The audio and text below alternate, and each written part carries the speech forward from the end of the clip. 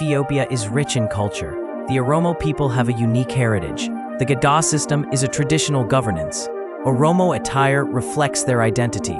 Age grades in Gada define social roles. Ceremonies are vital in Oromo culture. Music and dance celebrate their heritage.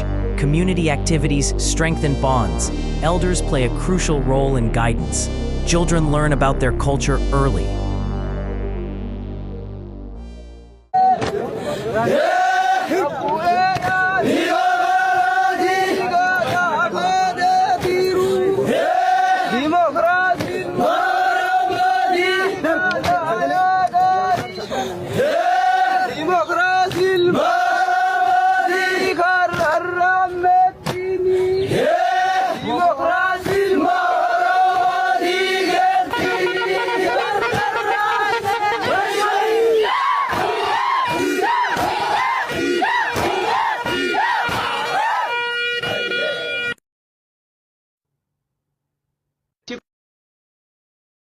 Komando takka fi kenne muramte komiti yalle takka fi muram gumatiya nyata kenne muramte gumatiya basa kenne muram nagatiya ega kenne muramte nagaisa ega kenne muram gosan addanin basu kenne muram anan addanin basu kenne muramte lagan addanin basu kenne muramte malkan addanin basu kenne muram korman addanin basu kenne muramte umaysi tokkala jira fi kenne muram jilbi si jilba kanani titumamti fi kenne muramte namni jilba kana tuqi uma sarrabitu fi kenne muram namni ambatana addan base nam ambaddan diga rabbi sadiqa fi kenne muram وماتي يلي ويوم نتي يلي تكا في كن مرم ويوم هن إقدام في كن مرم ترب الله هن إقالي الله ولا إقا في كن مرم أم بيكون أم بتنا جري جان الله جان يالو كن مرم تأمى لساز قرتي في كن مرم نمني وان سلالة كيام تي كن مرم تجاتي كيام تي كن مرم مرتي كيام تي كن مرم تفلفلتي كيام تي كن مرم تكالدام ملكا كتو كعدان نما كتو كيام تي كن مرم أنا جيل بمال تجرا كن مرم تناغربي تجرا كن مرم تناغا ولا إقام كن مرم تقلا ولا إقا كن مرم تتكا ولا إقا كن مرم بابا ولا إقا كن مرم